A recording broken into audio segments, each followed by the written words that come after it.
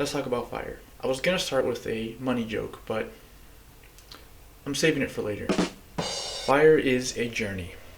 There's this movement of people that want to be financially independent and retire early. That's actually what FIRE stands for. Financial independence, retire early. It is often associated with saving insane amounts of your money, like 50, 60, 70+% of your money. It's often associated with having a bunch of roommates, and it's often associated with the FIRE emoji. You often hear about FIRE from younger people that are pursuing the journey and aren't actually retired.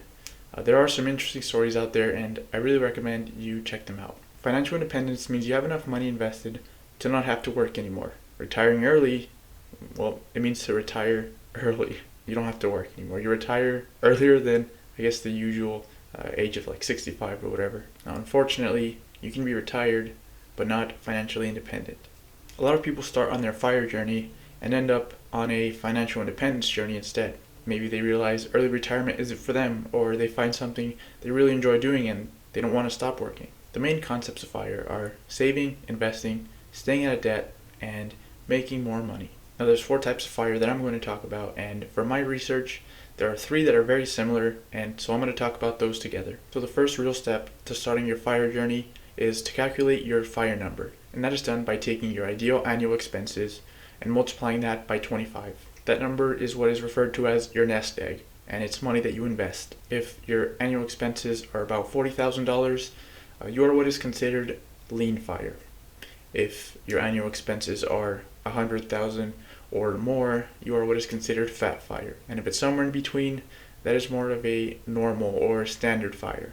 If you just did the math and you're kind of thinking, well, that's a big number, there has to be a way where I can think of retiring earlier, make sure you stick around for the 4th type of FIRE I'm going to be talking about. The FIRE number, which becomes your nest egg, comes from the study called the Trinity study, and what it basically says is, and I'm oversimplifying this, make sure you check it out, it's interesting. What the Trinity study basically says is you can safely withdraw 4% of your money from that nest egg without having to work and without running out of money. It assumes about a 7 to 9% return on your nest egg, and of course it assumes you stick to your annual budget and that you have that nest egg of 25 times your annual expenses. Also, I believe the 4% rule has sort of changed to the 4.5% rule, so make sure you check that out. The 4th type of FIRE is called Flamingo FIRE, and it has 4 phases. The first phase is called an accumulation phase, and that is where you save up 25 times half your annual expenses. Think of the FIRE number you calculated before, it would be half of that.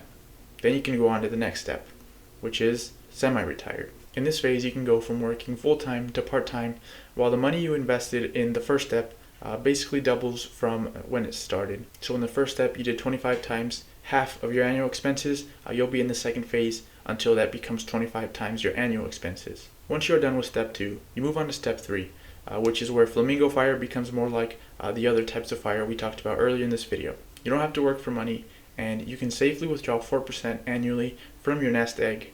And again, this was based on that Trinity study. The 4th phase is a traditional retirement, where you can ideally withdraw more than 4% of that money from your nest egg annually. Now that you know a little bit more about FIRE, let me know in the comments which one interests you the most. If this isn't your first time hearing about FIRE, then you may have heard of other ones like Coast, Barista, Baby, and Slow, but I didn't mention them in this video because I don't really consider those to be on the retire early part. I consider those to be financial independence, but not retire early, and so that'll be for another video.